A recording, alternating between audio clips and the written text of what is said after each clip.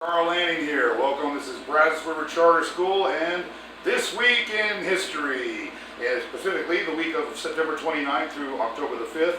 Sorry we're a little bit late getting it on, but you know there's an old Chinese curse that says, may you live in interesting times. Well, the last few days have been interesting, so we're running a couple of days late. But here we go. On October 4th of 1957, Sputnik 1 was launched. This was the world's first artificial satellite. It was about the size of a beach ball, weighed 184 pounds, had 4 antennae that were 7 feet long that came off the back of it. On board it was a shortwave transmitter that emitted a beeping signal, and if you owned a shortwave transmitter in 1957, as many people did, you could actually listen to it as it went overhead. So, the space race had begun, round 1 to the Soviet Union. On October 5th, 1908, I'm sorry, I hit the wrong button. Imagine that. The Ford Model T went on sale. Now, this would have been the fancy version. This was the touring version. We'll get into that in a minute, but Ford's obsession with efficiency turned what had been a rich man's toy into something affordable for the masses.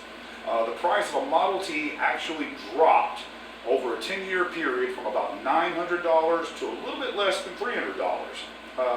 It was solid, reliable, basic, no-frills transportation. And by no frills, I mean just that. You would have paid extra for headlights, lamps, glass. You got 4 wheels, a steering wheel, and an engine. But it ran, and it was rugged. And according to Ford, as he famously said, it was available in any color you wished, as long as it was black. That was the cheapest paint. His whole idea was to keep costs down.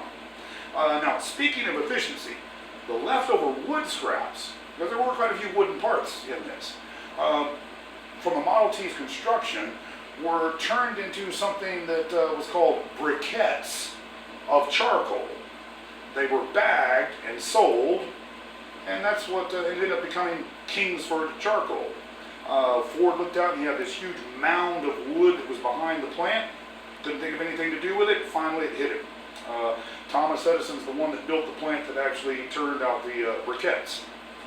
Kingsford, by the way, was named for the man that helped Ford find the trees in Michigan that he built the wooden parts from. Now, speaking of Henry Ford, Thomas Edison, and Harvey Firestone, as in that Harvey Firestone, that's President Warren Harding, were camping enthusiasts. Ford had a Model T truck body modified with sort of a camper shell that had 4 fold-down cots in case the weather got bad. They preferred to sleep out under the stars, but you know, just in case the weather got bad, that was a rather handy thing to have. Another modification, though, was absolutely ingenious. You know, when you camp, you go to the campsite and you got to get everything set up, and and then you have to cook a meal. What they came up with was Ford had a steel pot attached to the rear of the Model T, where the exhaust pipe went in one side, out the other. It was all sealed, of course.